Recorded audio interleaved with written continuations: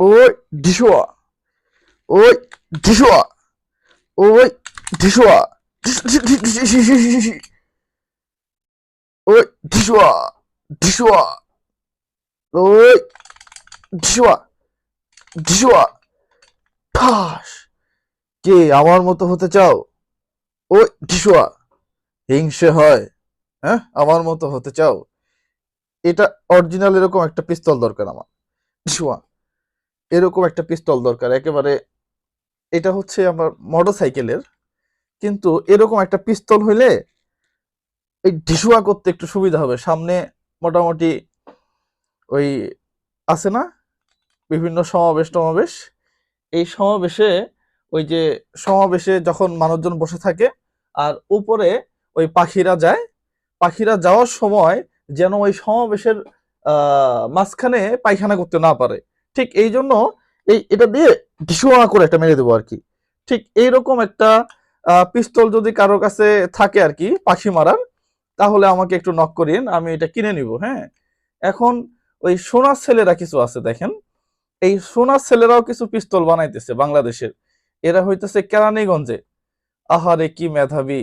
এই মেধাবী ছেলেগুলারে আমার কাছে পাঠাই দাও, আমার একটা পিস্তল দরকার। দেখেন, এই মেধাবী ছেলেরা একেবারে এই নিজের মেধাটা খাটায়ে, হ্যাঁ, ঢিসুয়া ঢিসুয়া বানাইতেছে। ভাইরে, আর কত কি বানাবা, আর কত কি বানাবা? তোমরা নকল টাকা বানাও, তোমরা নকল প্রসাধনী বানাও, তোমরা নকল ওষুধ বানাও। মানে আজকেই পত্রিকাতে দেখলাম নকল ওষুধ বানায় এটা আবার অরিজিনাল একেবারে আসল মোড়কে করে বিক্রি করতেছে। চুলের একটু সৌন্দর্য শ্যাম্পু দিবা, এখানেও তোমরা নকল বানাও। আরে ভাই, নকল বানাইতে বানাইতে দেশটাই তো মোটামুটি নকল করে ফেলছো। এর মাঝখানে আবার তোমাদের এই যে ঢিসুয়া ঢিসুয়া নকল করে বানাইতে হবে। হুম, অবাক লাগলো আমার কাছে। এই যে সোনার ছেলেরা, এই মেধাবী যে ছেলেরা, এই মেধাবী ছেলেদেরকে পুরস্কৃত করা উচিত। এই মেধাবী ছেলেদেরকে আমার কাছে পাঠাই দাও, পাঠাই দাও, আমি এদেরকে পুরস্কৃত করব। এই মেধাবী ছেলেদেরকে পুরস্কৃত করা উচিত। আহারে কি মেধা! সত্যি আমাদের দেশের মানুষের মেধা আছে, এটা এটা কিন্তু সত্য কথা। এই মেধাটাই তোমরা যদি একটু ভালো কাজে খাটাইতা, তাহলে আর আমাদেরকে এই প্রসাধনীগুলা যেগুলো আছে সব ইন্ডিয়া থেকে আনতে হইতো না। এই যে ফোনগুলা, এই ফোনগুলা সব চায়না থেকে, ইউএসএ থেকে আনতে হইতো না। দেশের কত কোটি কোটি টাকা বেঁচে যেত। হ্যাঁ, যাই হোক, এই সামনে হচ্ছে আপনার নির্বাচন। এই নির্বাচনকে কেন্দ্র করে এই এই যে চক্রটা এরা করতেছে কি, এখন নকল পিস্তল বানাইতেছে।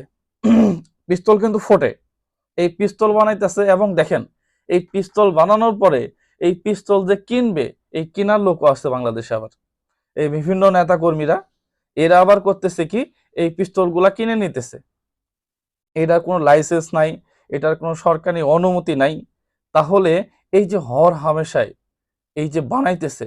তবে ফাইনালি একটা জিনিস ভালো লাগলো যে আহ আইন শৃঙ্খলা বাহিনী যারা আছে তারা সচ্চার ছিল, তারা ধরে নিয়ে আসছে। এখন প্রশ্ন হইল, এই যে নকল টাকা যে বানায়, সে একবার ধরা পড়ার পরে 6 মাস, এই 6 মাস পাতিপুতি দিয়ে সে আবার বের হয়ে আসে। আসার পরে সে বের হয়ে এসে আবার সে সেই নকল টাকাই বানায়। কারণ তার লাইন কাট সব চেনা হয়ে গেছে, যে কোন পাশ দিয়ে কি করলে বের হয়ে আসা যায়। অবাক লাগে না? এই যে নকল ওষুধ যারা বানাইলো, এরা দেখবেন যে জরিমানা করবে 20,000, 30,000, 50,000 টাকা। এরপরেই এরা আবার ওই টাকা পয়সা দিয়ে আবার সেই, তার মানে এদেরকে একটা বড় ধরনের শাস্তির ব্যবস্থা করা উচিত। এই যে মেধাবী ছেলেটা যারা এই যে এগুলো ঢিসুয়া ঢিসুয়া বানাইতেছে, এখন এদেরকে ওই জেলখানায় নিয়ে এসে ওই 2 দিন ভাত খাওয়ায় আবার ছেড়ে দিয়ে তো লাভ নেই। লাভ আছে কিনা? এদেরকে রাখতে হবে অন্ধকার ঘরে, এবং এমন একটা অন্ধকার ঘর যেই ঘরে কোনো বাথরুম নাই, যেই ঘরে বাথরুম নাই, হাগামুতার জায়গা নাই, হাগার পরে সুচ বেজে পানি দিয়ে সেটারও কোনো ব্যবস্থা নাই। তাহলে দেখবেন যে সব ঠিক হয়ে যাবে।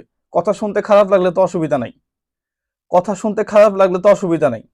এই সোনার দেশ, এই দেশের 30 লক্ষ মানুষের রক্তের বিনিময়ে এই দেশ, এই দেশে তোমরা এই ঢিসুয়া ঢিসুয়া বানায় দেশের মধ্যে একটা অস্থিতিশীল পরিস্থিতি তৈরি করবা, মানতে পারবো নাকি? কখনোই না। রাজনীতি মানে হইতেছে গাড়ি পোড়াইতে হবে, মিছিল মিটিং মানে হইতেছে গাড়ি পোড়াইতে হবে নাকি? ফাইজলামির একটা সীমা থাকা উচিত। এরকম রাজনীতির কোনো দরকার আছে নাকি? হ্যাঁ, মানে মুখটা তো খারাপ হয়ে যাইতেছে খালি। দেখবেন যে দলই করুক না কেন, ওই বহু দলের ইতিহাস জানা আছে। আপনি মানে প্রত্যেকটা দলের একই থিঙ্কিং, যে রাজনীতি মানে হইতেছে আপনার ঢাকা শহরে গিয়ে রাস্তার মাঝখানে দাঁড়াইতে হবে, পুরা ঢাকা শহর অচল। আর মানুষজন তুমি কেমনে যাবা যাও, আরে চাকরি করতে গেলে সকালে যে একটু ঠিক মতো যাবো এটাও যাইতে পারে না, আবার আসবে যে তাও আসতে পারে না, হাইটে হাইটে যাইতে হয়। আরে আজব ব্যাপার। এরপরে আবার ওই বাসের মধ্যে পুরা ফ্যামিলি নিয়ে যাবেন, আগুন লাগাই দিছে। আবার এই যে এগুলা টিসুয়া টিসুয়া বানাইতেছে, এখন এই যে 2 দিন পরে নির্বাচন শুরু হবে আর মারবে খালি গোলাগুলি। আরে ফাইজলিমি নাকি, দেশটার মধ্যে ফাইজলিমি শুরু হয়েছে নাকি? যাই হোক, বিচার হওয়া উচিত।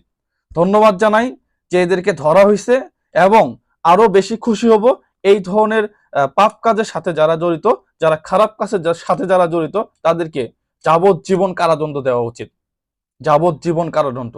তাহলে বুঝবে যে কত ধানে কত চাল, পরবর্তীতে আর কেউ এই যে এগুলা বানানোর সাহস পাবে না। ঠিক আছে, সবাই ভালো থাকবেন, সুস্থ থাকবেন। এটা মোটরসাইকেলের। সালামু আলাইকুম রহমতুল্লাহ।